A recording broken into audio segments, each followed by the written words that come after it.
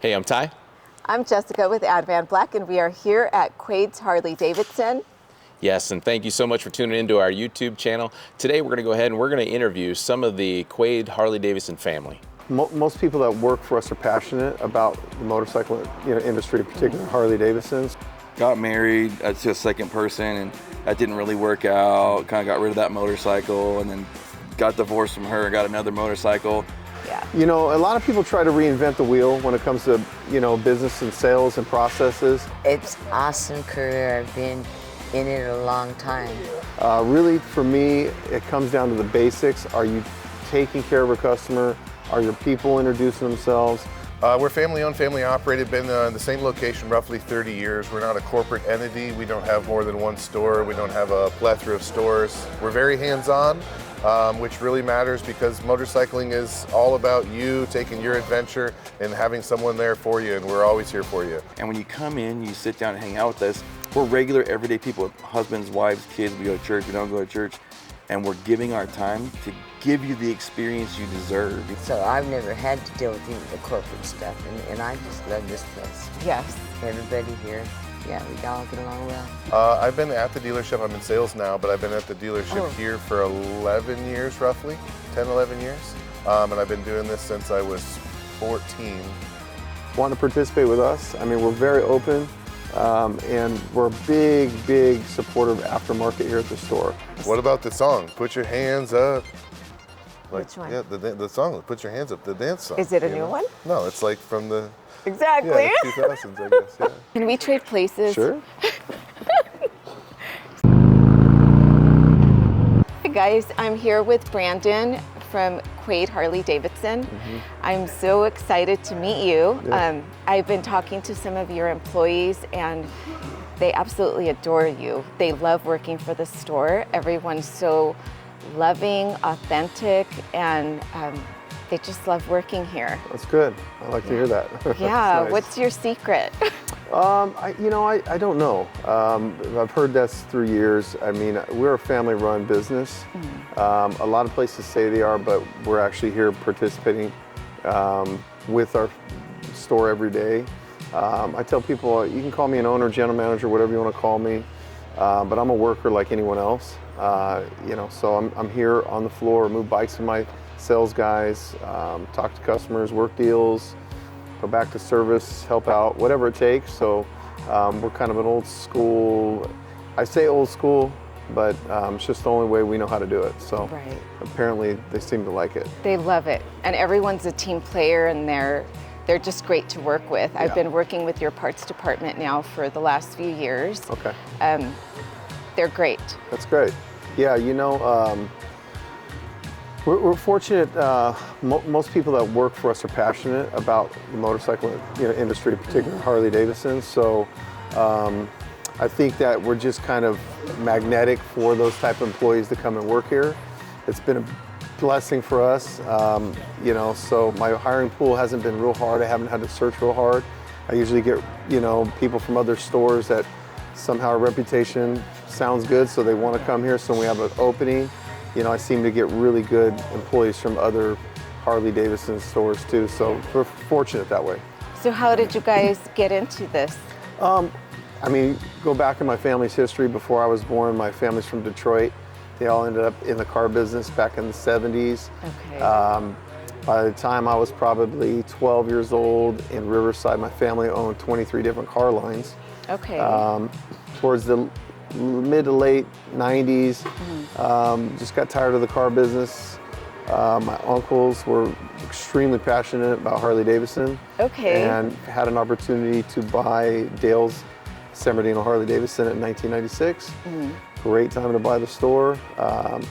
So we bought that in 96. We ended up moving over here to Loma Linda and building this store in 1999. So we ended up opening and building Temecula at one point and ran that for, I believe, 12, 13 years, sold that. But this is really our home, Loma Linda.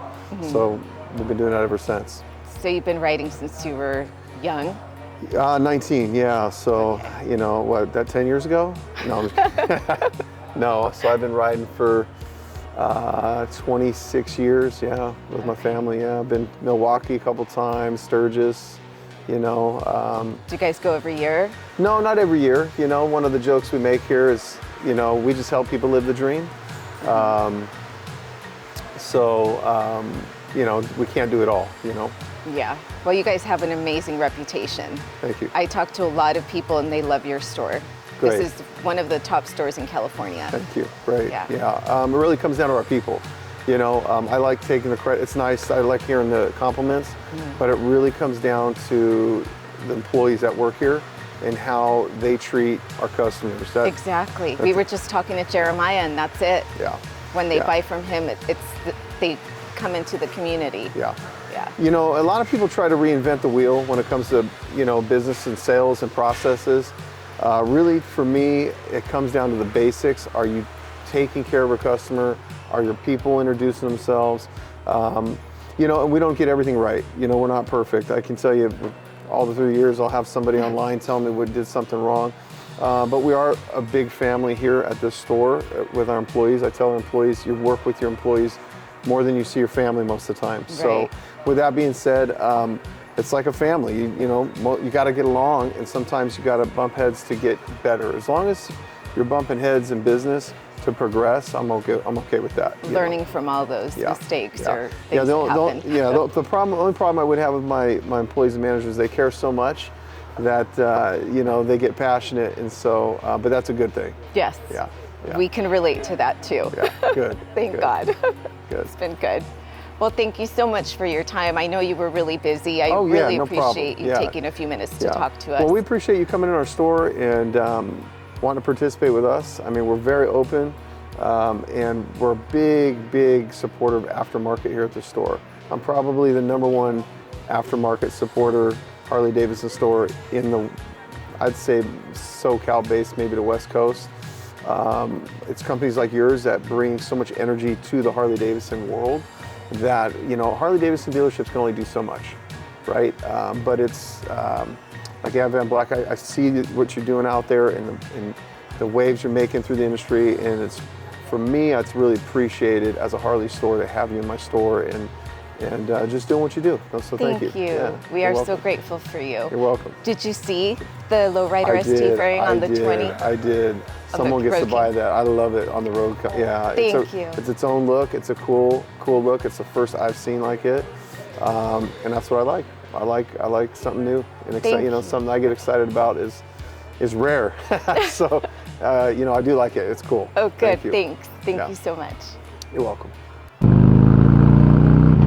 And I'm here with Jeremiah Wolf.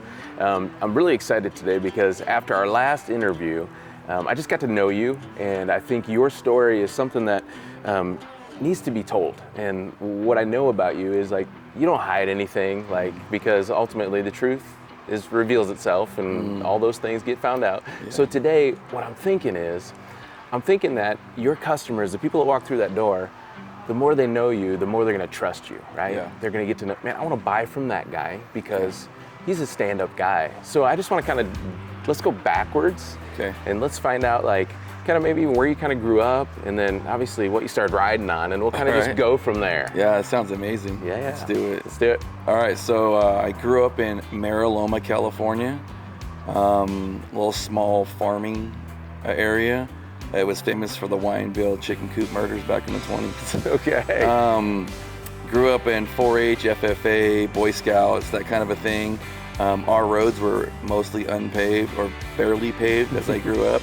We rode dirt bikes and horses and stuff like that growing up, and sheep and cows and whatever we could ride. And you know, family members older than me rode Indians and Harleys and that type of stuff. And I think it was about, let's say, 12-ish when I got my first mini bike. What was it? Do you remember? It was a Montgomery & Ward's mini bike, and I want to say it had a Tecumseh motor on it, which I believe is made by Indian.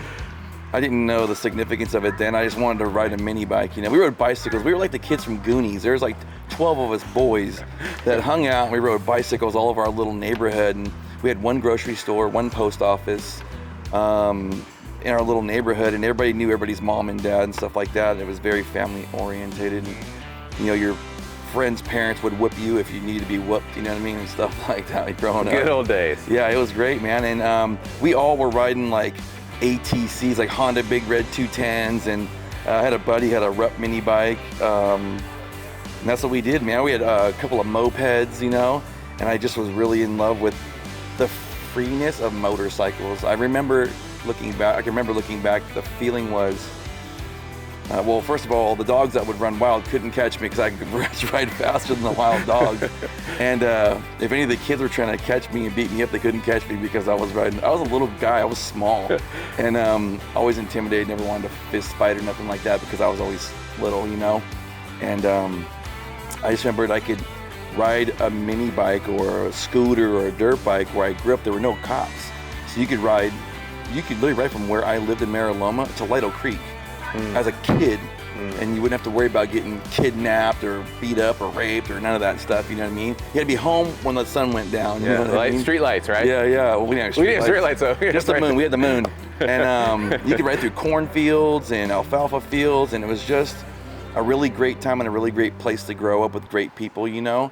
And gosh, I mean, I wish kids today could grow up how I grew up, you know what I mean?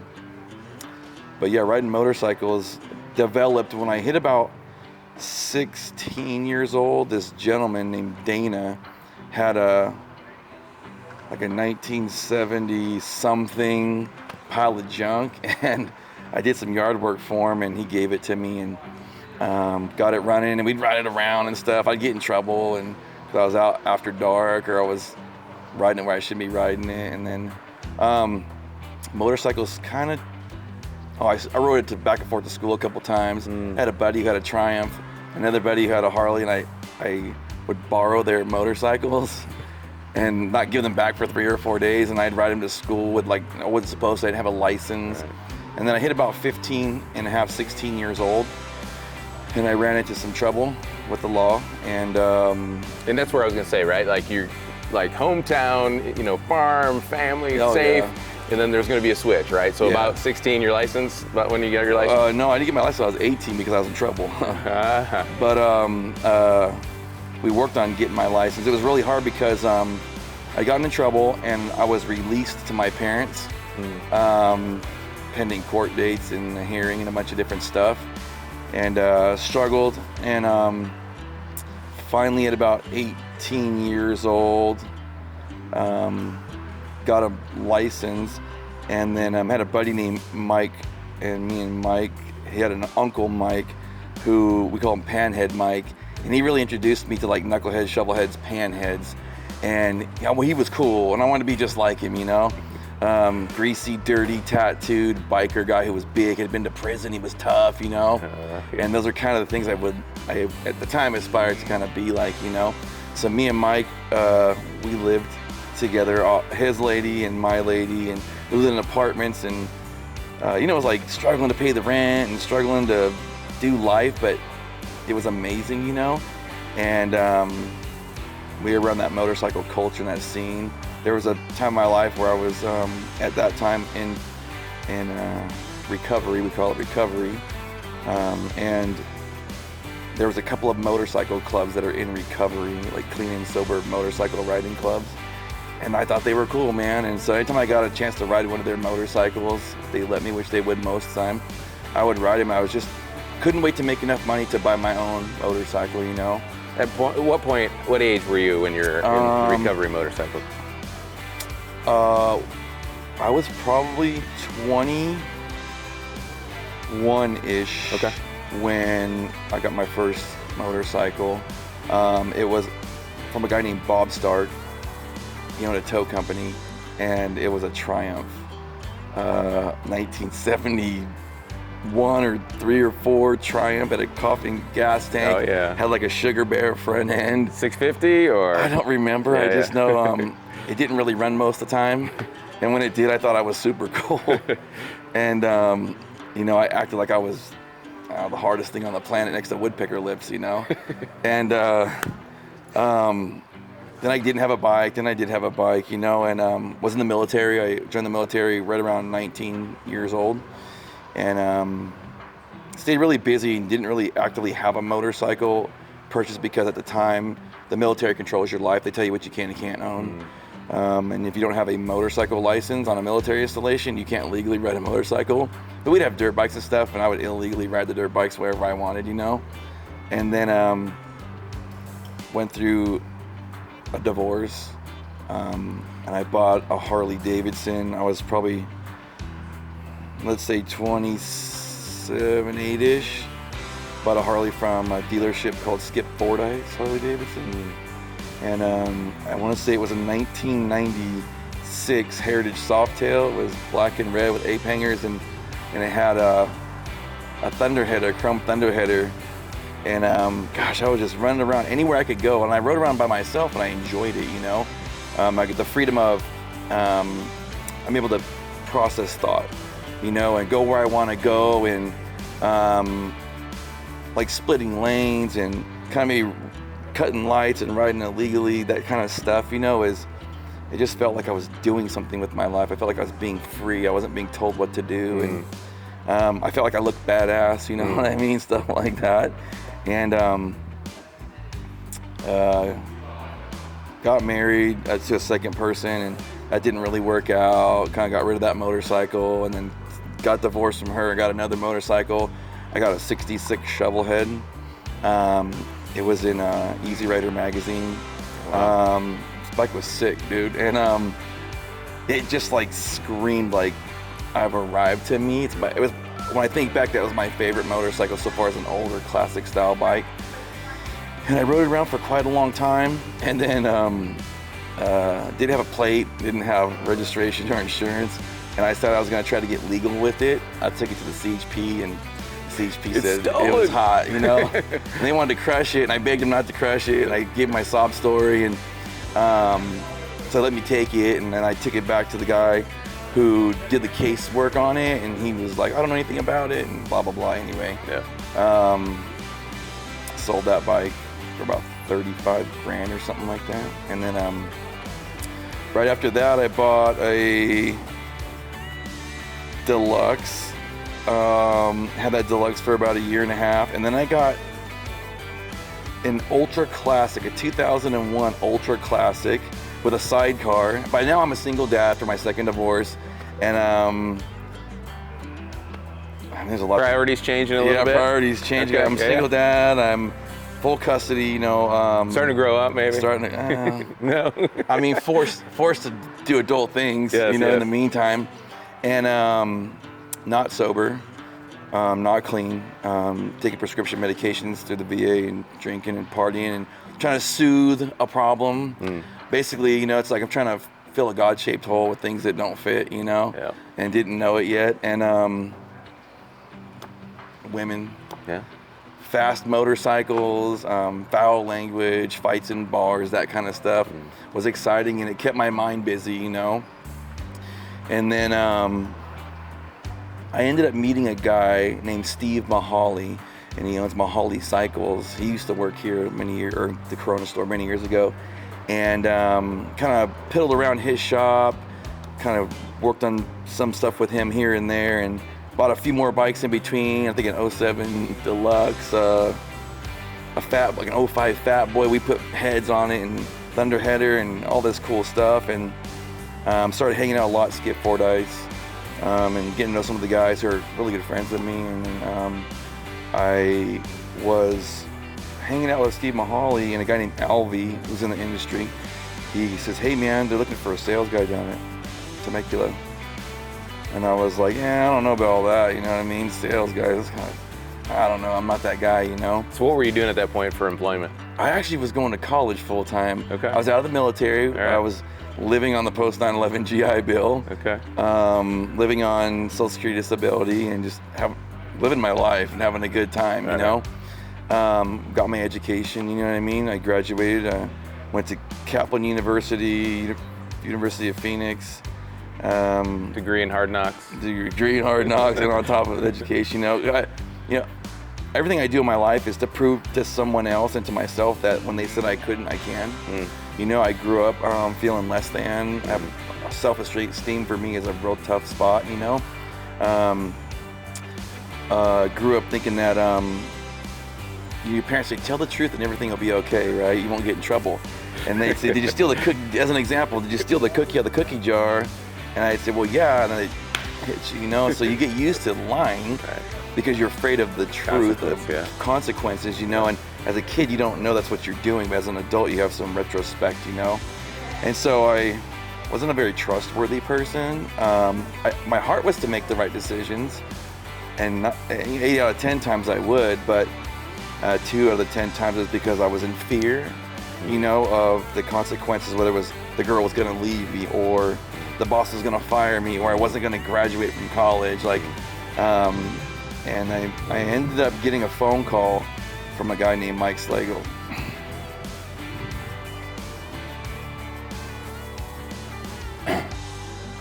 I had met him. Come on. To the motorcycle world. Anyway, Albie said, that's who the new sales manager is for Quaid in Temecula. I went down, I interviewed, and he was like, you're hired, you're perfect for the spot. And then that's where I met my next close friend, Adrian, and I did my very first deal selling motorcycles with Adrian. And that dealership at that time, I was living a very volatile lifestyle. And they kind of made it okay, but kind of wrangled me in a little bit. They kind of schooled me. Brandon Quaid's dad, Gordon Quaid, is father figure-ish, you know what I mean? Ridge Quaid is kind of father figure-ish, you know, and they were, in a sense of, they were successful and they knew how to act in what spaces to act a certain way. And I watched, you know what I mean? Everything I know, I've stolen and taken from someone else to be wherever I'm at, you know? Which means our kids are watching us, right? Right, for sure. Everybody's looking. Oh yeah, our kids are definitely watching. And so anyway, I worked down there and had the time of my life, man. Riding motorcycles, selling motorcycles, going all over the place, man. Arizona, Utah, Colorado, Nevada. I mean, heck, I could do 700 miles in the Inland Empire in a day, you know what I mean? Just 395, all the Indian casino back roads, you know, and Idlewild, and you live in a really great, diverse area for riding motorcycles. And I mean, Pacific Coast Highway, you know, Malibu, Trabuco Canyon, and you just get to know these different customers, different people. You get to know who they are, and I genuinely care. Like when a customer comes to me and we're talking, sometimes we're talking about their mom just died, their dad just died, or their grandpa died, and that's why they want to buy a bike, and I can relate, you know what I mean? I'm very empathetic. I've come to understand it's a gift I've been given. And the Quaids gave me the space to be who I wanted to be. Not a lot of judgment, a lot of guidance. Yeah. And so guidance, reining you in, keeping you in your lane. Yeah. You know, I was the guy that would just blurt out crazy stuff at a dinner party, and then wonder why everybody was upset. You know what I mean? Like, what's your problem? We're having a good time. You know. I had, like, I guess people would say I had no couth. You know, I guess the word is. And unfortunately, through all the good and great, happy, fun times, as I'm growing and learning how to be a father and a better friend and all that kind of stuff, unfortunately Mike Slagle passed. Man, what a loss for the motorcycle community. So many customers and people in the industry felt like just something was ripped out of them. And I understood, because how I wanted to make customers feel is how he made customers feel, you know? And I say a lot, I'm kind of a selfish person in the sense, when I die, whatever day or time that is, I want people by the thousands to show up to my service, and I want them to cry. I don't want them to rejoice. I want them to be like, I want them to be sad to feel the loss, in a sense, because I want to have impacted their life, you know what I mean? And that they're gonna miss the impact. They'll be grateful for the impact, because that's how it was for Slagle. And what I've come to realize is, throughout my life, any motorcycle people, Harley people in general, have impacted my life in a very positive light, you know? And so that's why I'm sold out for Harley Davidson, I'm sold out for the brand and the lifestyle 100%, and I'm sold out for the dealership I work for 100%, you know? And I'm sold out for the people that come in here and see us. We're covered in tattoos, we talk a little crazy, and they think we have this lifestyle, right? And some of us do, and they want to be a part of that. And I wanted to say, welcome, come on in, you know? I want to be there not just to sell them a motorcycle. I want to be there to, as when they envision the experience they had, I want to be the guy that they see in their mind's eye, you know? The sound of my voice, or maybe some of the things I've said to them, whether it's a hug, or I prayed with them in my office because they are going through a divorce, or whatever the case may be, because selling motorcycles is great and the money's good, right? And the people I work with, I love, right? But I'm real selfish, and what I get is when I get to sell a motorcycle, I get this human connection. I get this ability to maybe talk for 45 minutes about myself, which is sometimes all the time, or sometimes I get to listen for 45 minutes or an hour or two. I mean, they'll tell you, I've sat in that office for 2 or 3 hours with the customer, and they're like, what is this guy doing? Is he selling a bike or not? And for me, it's not really about that, you know. Hopefully we get to that point, but what I'm hoping happens is I change another human being's life through the industry that I'm in love with, through my knowledge and my experience in my life, because my life has been, I mean, manic depressive bipolar 2 disorder, you know, like constantly up and down, PTSD, like all that stuff, you know. I'm good, you know, but I've had a lot of experiences, you know. I had a lifestyle of when I was younger, and I can reflect on it, is going from like chaos to chaos, or storm to storm, you know, and there's a point in my life where I found God and surrendered my life, you know, and asked him, what do you want me to do? And he said, be good to my people, you know.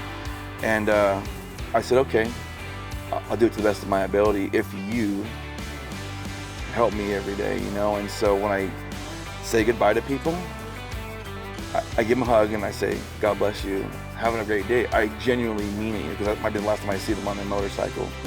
You know, and in this industry, we lose a lot of people on bikes. And it's always tragic, no matter whether you sold them a bike or you didn't sell them a bike, or you met them one time or you met them 20 times, and they're a hog member or they're not a hog member, or they're a club member or they're not a club member. They're a motorcycle enthusiast. You know, they're a human being. They're somebody's brother, uncle, somebody's son, somebody's father, somebody's mother, and their life has meaning. And when they allow me to participate in their life and help them along the path of buying their first motorcycle or their 20th motorcycle, something happens. There's a magic, there's an interaction, there's a my story, their story, and a relatability, and we bond. I mean, Yeah. I feel it deep in my soul, you know what I mean? And Yeah, I'll get my own tears out. and for instance, I'll give you riding. I used to ride with Mike Slagle every day to work and home from work, to work and home from work. And I used to kind of idolize him, even though he was like 10 years younger than me, because he was just a cool cat. I enjoyed him. His time, you know, I mean, my kids got to know him and his lady and his kids and stuff. And I mean, I'm a leader in a lot of ways, but I'm also a follower, and it's okay, you know what I mean? I don't mind being weak to show I'm strong. And I live very in proximity to where the owner of this dealership lives, Brandon Quaid, and he's about 6 or 7 years younger than me. I look up to him in a lot of ways. He's a business owner. He's done a lot of great things in his life, you know what I mean? And the things that he does that I think are great are like motorcycles. He's a great motorcyclist. And we have this road where we live that's really curvy, and I'm always trying to keep up with him. I'm always trying to catch him. We were running the night, and I thought for sure I was going to get it and get past him, and I was too afraid to crash my bike. And he goes, dude, you gotta trust your bike, man. You gotta trust your bike. But those are the memories that I'll carry with me long after this place closes or I don't work here anymore, are the guys that I've been fortunate enough to ride side by side or staggered column with or whatever, that shared their time. Their time is precious here on earth. They have husbands and wives and families and kids, and they're taking and making a decision to share 30 minutes or an hour or 2 hours with me. What a blessing that is, you know what I mean? Most of it's centered around Harley Davidson and motorcycles or the lifestyle, you know what I mean? But I mean, I don't know of any other industry, of any other job type where, I mean, this is how we are. We're like carnies, you know? We might fight amongst ourselves, you know? Who's fixing the trapeze, you know? Who's got the cannon where it shoots the guy out? But we truly care for one another, and when the shit hits the fan, we really tighten our belts and we help each other, you know what I mean? And gosh, what a great place to work and a great industry and environment to work in. What I appreciate is your authenticity, right? You've been authentic today. I know this isn't some contrived story that we're trying to tell to get people to come through the door. This is just you letting people know who you are, because they're making a huge decision. When you come in this place, I mean, you're dropping 25 to 50 grand, right? I For mean, sure. It's one of the larger decisions, right? You're buying a home, you're getting married, and you're buying this motorcycle. And so they want to trust somebody. And I think what you've shown today is you're that guy. Like, come, let's talk. We can talk shop. And if you don't even buy a motorcycle, it's okay, because we're building a relationship. Yeah, they're not just. So what I'd like to convey to people, you can go buy a Honda and you're just buying a Honda, like everybody else who buys a Honda, right? Or whatever else you choose to ride, no hate, right? Right. When you buy a Harley Davidson, especially if you buy a Harley Davidson from me, you're buying a lifestyle, you're buying a way of life, you're buying into a community, like a tribe. It's like very tribal. Harley Davidson culture is very tribal, and you're buying into that. If you're looking for a place to belong, this is where you come. If you're looking for a place to drop your cares and woes at, and it costs you 20 to 50 grand to do it, this is the place to do it, you know what I mean? There's an initiation fee to be in this tribe. You know, and it's not what people think. It's not the parts and it's not the motorcycle. You gotta show up. You have to show up and want to be a Harley Davidson motorcycle rider. You have to want the lifestyle. I'm not saying a 1% lifestyle. I'm not saying, some people come in afraid of that. Right. I'm saying Harley Davidson, the brand from 1903 till now. Are you in love with that? Are you in love with long greasy biker hair? Are you in love with hamburgers and hot dogs at a dealership? Are you in love with 10 people riding a bike and half of them don't even know how to ride, you know? Or you think you're cool because you're in the hog membership, you know what I mean? Stuff like that, you know what I mean?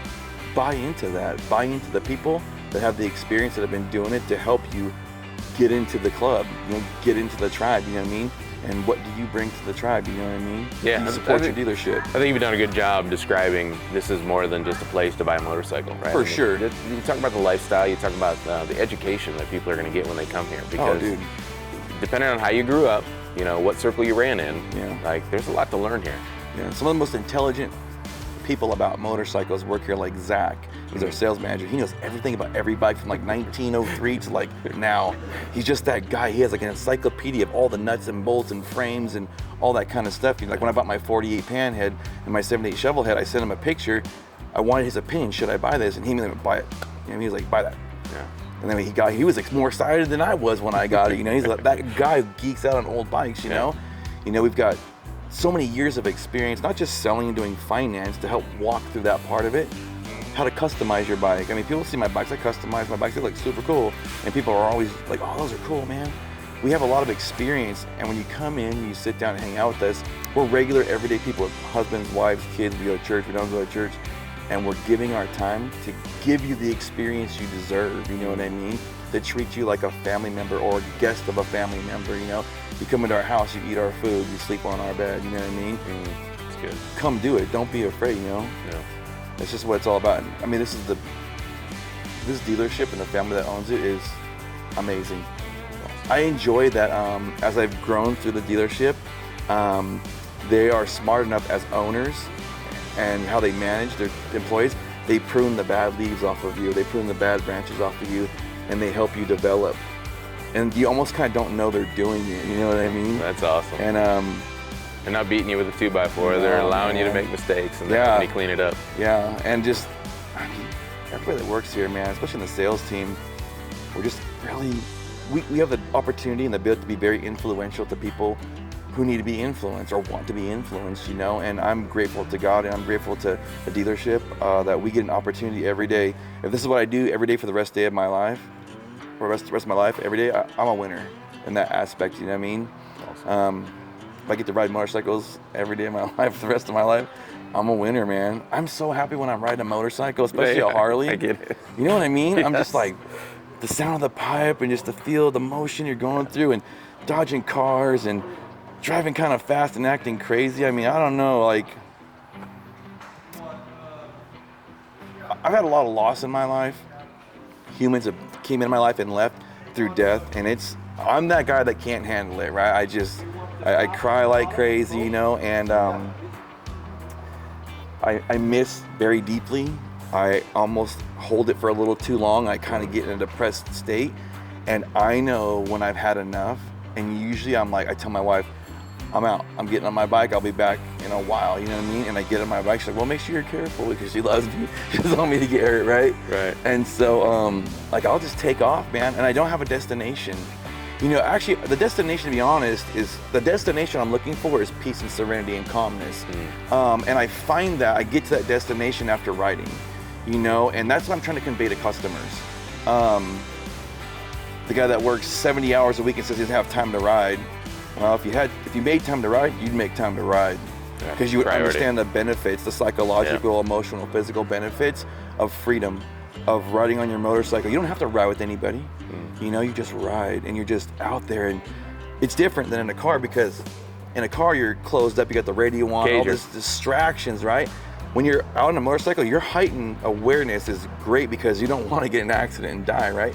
But you can begin to smell like, I just took an 81-year-old lady for a test ride. She's 81 years old, and she test rode a motorcycle. And at first I was like, okay, you know, like, you're 81, I'm gonna baby her, you know what I mean? Because I don't want her to fall and die, you know, break a hip or something. But as we started riding, I noticed she was just riding, because she's been riding for 50 or 60 years, and she was great at it. And we stopped and I said, Dad, did you smell that? And she goes, what? I go, the orange blossoms that we went through here in San Mateo Canyon, and the water, it has like a sweet smell of the grass. The water is going down this little river area, and you can just smell like cottonwood trees and things like that. You get that experience not in a car. You know what I mean? You can feel the temperature change slightly on your skin, you know? Just that kind of thing. There's just experience, you know what I mean? That's it. I think you can almost name this whole thing, your story, your experience. So I was going to ask this question about, like, why Quaid over any other opportunity to choose to purchase this big item in your life, but I don't have to ask that because you just spent the last so many minutes explaining it. And if someone doesn't get that, then they don't get it, right? Yeah, that's okay. So I just want to thank you so much, Jeremiah, for being willing to be open, to be transparent, share your story. People are going to know you more, and they're going to trust you more as a result. So I hope so. Thanks, and keep up the great work you're doing here. Yeah, thanks, brother. God bless, man. I'm here with Dee today from Quaid's Harley Davidson's parts department. Hi, Dee. Hi, how are you? I'm good, thank you. So I wanted to talk to you today because I heard that so many people love coming into the parts department to visit you and say hello. It's an awesome career. I've been in it a long time. And to have repeat customers follow me through dealerships, or just getting to see them again after, 10 years of not being in the industry and coming back. So you started at a Harley store many years ago? Yes. Which one? At Skip Fordyce, and we had Honda and Harley. Okay. And how long were you there? 16 years. And then you took a break and came here? 5 years at home with my kids.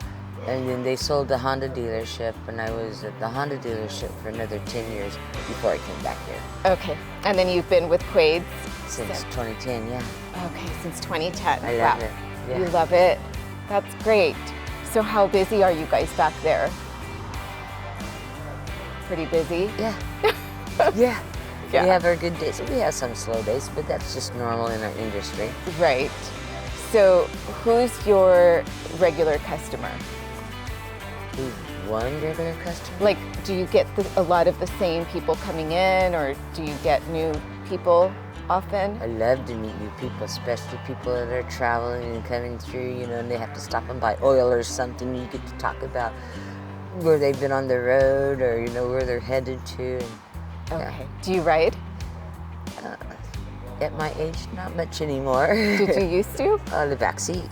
Oh, okay. I always like not having to pay attention to the road, just getting to look at the Just scenery. enjoying the wind. Mm-hmm. Okay, that's good. So you've been here since 2010. And why do you love this store? It's family owned, and it's the best environment, friendly. Yeah. That's good. I don't know, it reminds me of the past, or just everything about it. I just love it. It reminds you of the past? Because everywhere I've ever worked has been a family-owned store. Oh, okay. So I've never had to deal with the corporate stuff, and I just love this place. Yes. Everybody here yeah, we all get along well. Yeah, everyone's been here long term, so Yeah. it's not It's not like people come and go all the time. yes. So that's wonderful. So people can come in and And see the same people, yeah. Exactly, yes. So if you guys need any parts, please come in and visit Dee at Quaid's Harley Davidson. Thank you so much for your Thank you. time. Okay. Hey guys, I'm here with Zach from service here at Quaid's Harley Davidson. Hey Zach. Hello, how are you doing today? I'm good. So we were so excited to deliver your Road King to you. Did you take a look? I did. I liked it. I rode mine in, so it was really nice to see. Yeah, I like it.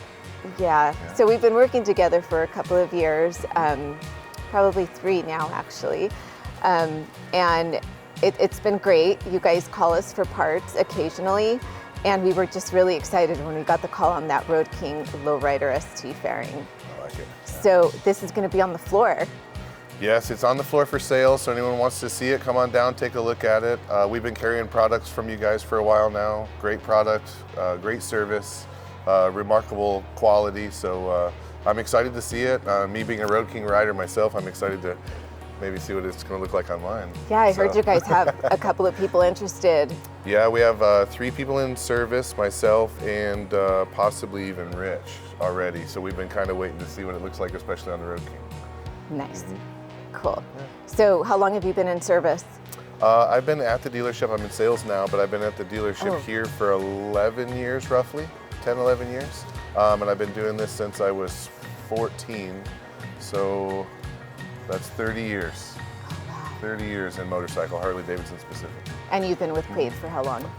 Quaid, roughly 10 years, 10, 11 years. Yes, I was talking to other employees and everyone's been here for a while, long term. We have a very low turnover, mom and pop owned, family owned, family operated, which is really remarkable this time, of life that we're in. But very low turnover rate. People that come like to stay. We treat our employees well. We're a small family that sees each other more than we see our family at home. So Yes. we have to be cool. And everybody loves you guys. Everyone loves this store. We hope. We can't please everybody, but we'll try once or twice, So what would you tell people, why should they come here to Quaid? We're family owned, family operated, been in the same location roughly 30 years. We're not a corporate entity. We don't have more than one store. We don't have a plethora of stores. We're very hands-on, which really matters because motorcycling is all about you taking your adventure and having someone there for you, and we're always here for you.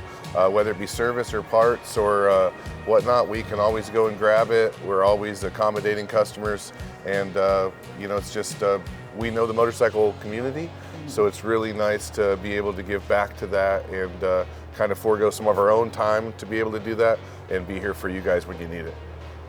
Great. So what does your stock look like? How My many stock? bikes do you have out there right now? I have 98 new, 66 used, and that number is always changing. Generally, we're doing 3 to 4 a day. High volume dealer. We're pushing them out. New or used, we have it all. We have model representation of, I think, everything right now. What's your best seller right now? The Road Glide's kind of been on the top for a while. The Road Glide and then the Lowrider ST. So kind of a mix of the pair, but those are probably the 2 hottest sellers. Okay, and what about color? Please don't say Vivid Black. Harley is Harley had it right for a million years. Vivid Black was the thing. I knew right? it. So Yeah. it's easy to go with black, and the resale value is high. No one's ever said that's an ugly black Harley. Right? So True. yeah, So still the most popular color. I would say yes. Okay. Yes, there's a couple of others that kind of starting to compare a little bit with the grays and stuff. Gunship Gray has become yeah. popular. It's our top Yeah. 10 right now. Yeah, Gunship Gray, Billiard Gray. They make a couple of variants that are very similar in that. And Billiard Gray looks too much like primed it to does. me. It does look like a clear-coated primer, but Yeah. that's kind of the thing people are wanting nowadays. So That's true. A little bit unfinished, finished look. So. Yeah. Well, come by and visit Quaid Harley. Stop by and say hi to Zach. He's in sales now. Yeah. So him and Jeremiah can help you. Yeah. Thank you. We Thanks, appreciate you guys having us here. Absolutely, my pleasure. Thank you. So Jessica, we just talked, interviewed. What do you think? I love this place. I think I will be buying my first Harley here at Quaid's Harley Davidson. Boy, I know they're going to want to hear that. That's awesome. So yeah, your first Harley, and this is a place that you want to come. It's a family-like environment, and they treat you really well. And you're not just a number. It's not just about a sale, right? And that's what I love. Jeremiah was great, and I think he makes you feel at home, and you can trust him. Zach was great as well. Very informative. Just everyone here was lovely. So this is one of your dealerships, right? So yes. Phil is my contact here, manager at the parts department. So I've been working with him for the last few years. So it's good to get on site, right? Yes. Like put faces and names together. Mm-hmm. It's been a great visit. Awesome. Yeah, I'm so excited. We are so thankful that you joined us on our YouTube channel, our journey through Quaid's Harley Davidson, family-owned business. Yes. I hope you enjoyed the interviews. They were so much fun. They're so much fun. So thanks, and continue to follow us on our YouTube channel. Hi, I'm here with Phil. Sorry. Take two. Yeah, take two. So I just You thought have your about. good side? My wife No. always has her good side. Yeah. I love your wife too, by the way. okay. I've been following her for a long time. Okay.